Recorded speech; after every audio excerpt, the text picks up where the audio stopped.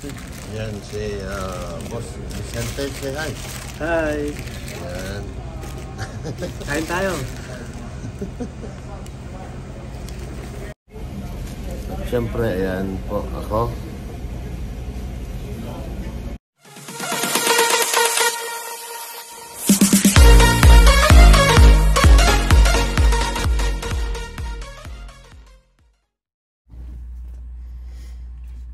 Ayan, isang episode ng kainan dito sa isang magulong truck. Ito po yung unit ni Sir Vicente. Ayan po, nakikita po ang kanyang bumbunan. Kumakain siya. Ngayon, interviewin natin siya kung ano ang nangyari sa kanyang biyahe at parang iyakan ko sana, pero asan ka na ra? Malayo ka na, sabi niya sa akin. Kaya Umiyak na na ako. Napayak na nga ako eh. Sinakripisyo ko yung driving ko ng 8 hours. Meron pa sana akong 8 hours kanina. Nag-drive na lang ako ng 3 oras ngayon para sabay na kami mag-reset. Yan yung tinatawag nilang reset, ay yung 36 hours reset, which is Canadian terminal kasi kami, 36 hours. Pero which is nandito kami sa US, gawin na lang namin 34 kasi yun po sa US, 34 hours. Ngayon sige, bigyan natin ng pagkakataon si Vicente Domingo from Pasukin, Ilocos Norte na magsalita kasi first time niya akong habol-habulin at first time ko rin siyang iniwan talaga. Isinadya ko talaga siyang iwan kasi malapit naman kagabi, pero binigyan ko siya ng trial.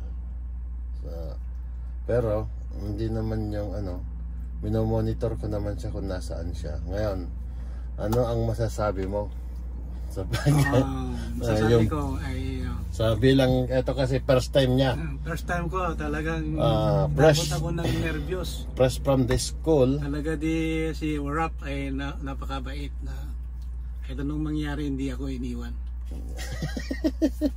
Sabi niya lang yan. Tuturo, talagang itinuro lahat. Kita mo yung kanya, kita niya yung every minute talagang minomonitor ako. Napakabait. Hindi. Wala akong masabi. Ano siya? Parang sabi, road warrior. Sabi niya sa akin, saan ba ako papasok? Sabi niya kanina dito. Pagpasok ng truck, sabi ko, oh, may truck, sabi niya. Tapos na nakita niya yung truck ko, parang nabuhayan ng loob. Pero sabi ko nga sa kanya na ang kailangan kasing matutunan niya muna ay about sa logbook, sa load. Ayun, daan, normal lang yan kasi kung driver ka talaga, konting adjustment lang sa haba, sa lapad, at syempre sa technique bilang class 1 truck driver dito sa US and Canada. Kailangan na lahat ay safe, pero marami pa siyang dapat na pag-aralan, lalong-lalo na yung Bluetooth niya. Bumili siya ng bagong Bluetooth, hindi na niya alam gamit niya. Sabi ko ay pumunta ka dyan sa phone mo kasi pag nagkamali ka dyan sa ganyang klaseng Bluetooth, pag nagkamali ka ng pindot, mamamatay. Kaya mamaya pakainin muna natin siya at although nandito kami sa Warsaw,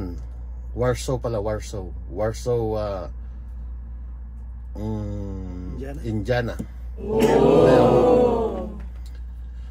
Magkaiba kami ng kwan kasi na late na siya. Natulog siya doon sa Pennsylvania kagabi, which is natulog naman ako dito sa Ohio. Hindi ko alam kung talagang ito kasi ang rota ko talaga, pero siya, ang rota niya doon sa I-70. Kung hindi ko alam kung bakit siya napadpad dito. Kaya nung nasunod niya nasa I-80, kailangan naman na pagalitan mo, ay di antayin mo na lang. Nandito na lang din naman, di baka naman sa susunod hindi na siya bumiyahe. Kaya kainin natin, busugin natin para may lakas siya magsalita. Mga kapatid, so dito tayo sa Indiana ngayon. Kasama natin si... Pakilala ka para kuhan. Ay, ako si Vincent Domingo. Yeah. Ayan. Kasama natin, so isang episode po ng kainan. Ako, dahil may natira kaming manok kagabi, kakain ako ng kanin ngayon.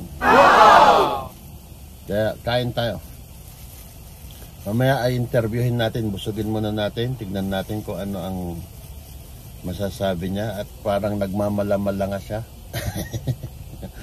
Nagmalmalanga, titingati US. Nag-iisip, babalik pa ba ako? Yan ang malaking katanungan. So, lamon na.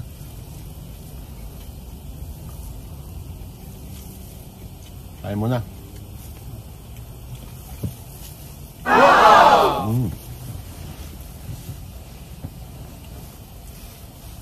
Matagal tayo hindi kumain ng kanin. 3 years ata. Kam? Talaga? Ano ka naman? Puro protein. Ano yung carbohydrate mo? Wala. Hindi ko makain. Mashed potato minsan. Pero madalang, kinakain ko lang yung mga kwan, mga steak. Yung mga kwan lang, protein. Protein. Mm. Yung mga pagkain mga protein, hindi ko makain ng rice mga yun. Ngayon, natututo na sila. Ha? Natututo na.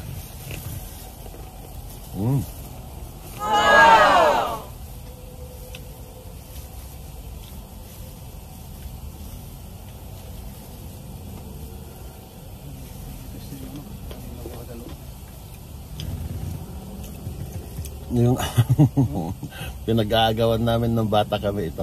Yung masarap yun, yung limol. Yeah. Hindi ka magkapatid? Pat? Ikaw lalaki lang?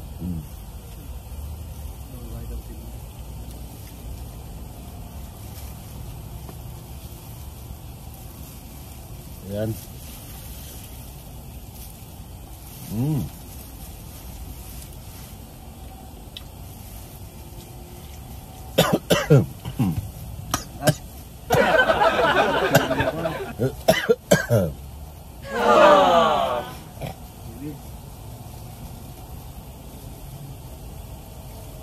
Ayan, may nakalagip.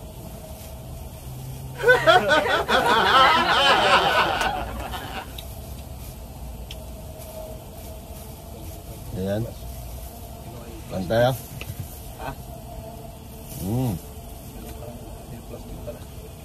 Supot. Marami ako dyan.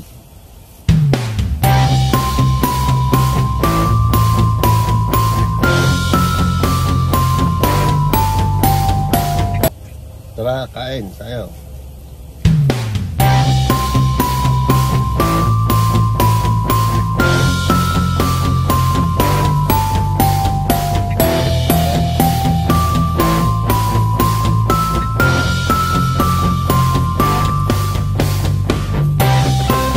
Pangit yan. Hindi nyo yung ginagamit sa pagkain yung gloves na yan. May kan, powder yan.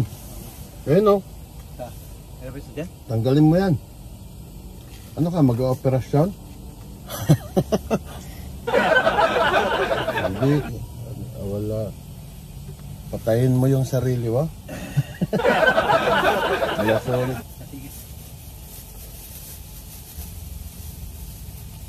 And I see your smile. Oh. I can see. Ayan. Ngayon ay day off namin. Day off namin ngayon. Wala kaming trabaho. Dito lang tayo maggagala. Mamaya, magkuhan tayo doon.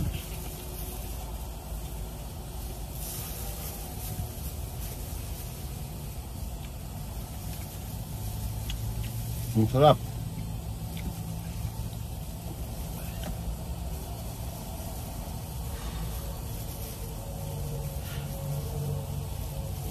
Masama yung panahon, pero walang ulan, walang snow.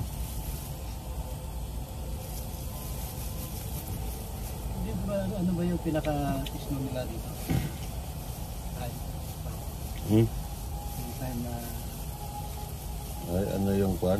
Session? Wala na. Mga January. Siguro. January dito. December. December na. Kapit na. Huwag muna mag-snow ngayon. Nandito pa tayo. Ha? Huwag muna maghanap ng snow. Nandito pa tayo. Baka mamaya mag-snow. Hindi tayo makaalis dito.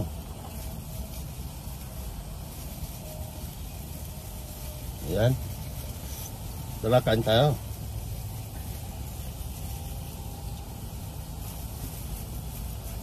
Pag may isno, matagal ang biyahe. Hindi nare-reach yung tamang time ng delivery. Safety first. Tawag mo doon sa opisina. Sabi mo, masama panahon. Move the appointment.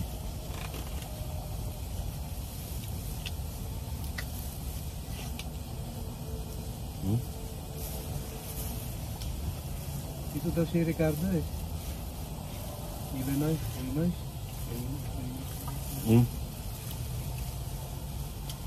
Saan mo punta? Illinois. Illinois. Illinois yata. Iwan na, daanan natin. Illinois. Diyan, susunod.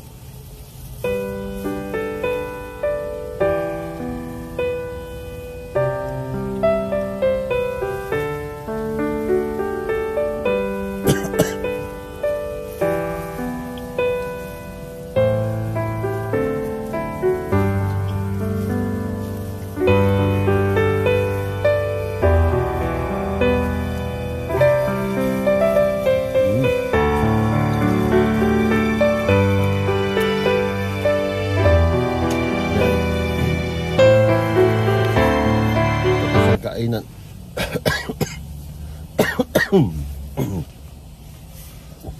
Ayan. Ganun lang yung kain namin dito ngayon kasi hindi kami nakapwesto, pero most of the time kasi nasa tayo, nasa mga restaurant, nasa loob.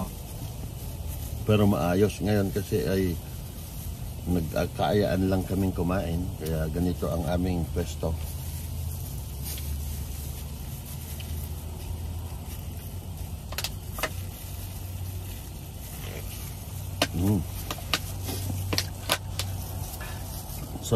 Solve na, wala nang pan. Ito. So, good.